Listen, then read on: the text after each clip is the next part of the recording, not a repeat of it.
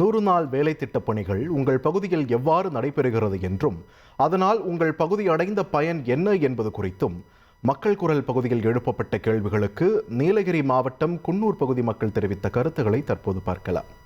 இந்த 100 நாள் வேலை திட்டம்ன்றது அந்த அளவுக்கு ஒன்றும் ஃபேமஸ் இல்லை. அது இந்த பாட்டில் கிட்டில் பொறுக்கி போடுவாங்க, அவ்வளோதான், அதோட போயிடுவாங்க.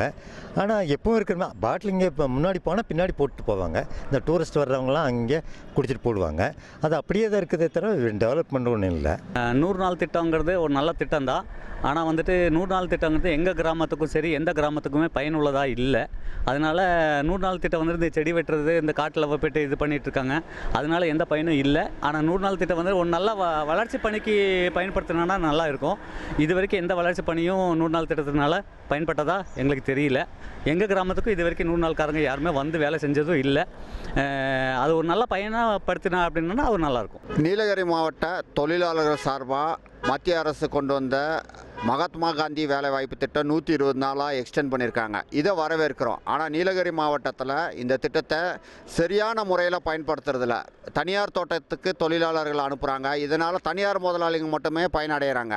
தனிநபருடைய தோட்டங்களில் 100 நாள் வேலைவாய்ப்பு திட்டத்தில் இருக்கக்கூடிய நபர்களை கூட்டிகிட்டு போய் அந்த தனி நபருடைய வளர்ச்சிக்கு தான் அந்த இதை பயன்படுத்துகிறாங்களே ஒழிச்சு ஒரு கிராமப்புறத்தில் இருக்கக்கூடிய தூய்மை பணிக்காக அதை முறையாக பயன்படுத்துறது இல்லை.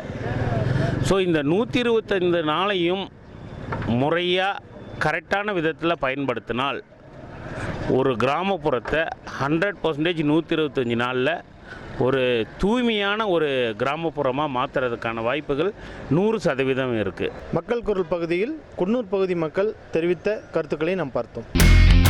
இனி செல்லும் இடமெல்லாம் செய்தி. தந்தி டிவியின் வாட்ஸ்அப் சேனலை ஃபாலோ பண்ணினா செல்ல இருக்கும் இடமெல்லாம் செய்தி. இதோ QR கோட் இப்பவே ஸ்கேன் பண்ணுங்க, ஃபாலோ பண்ணுங்க.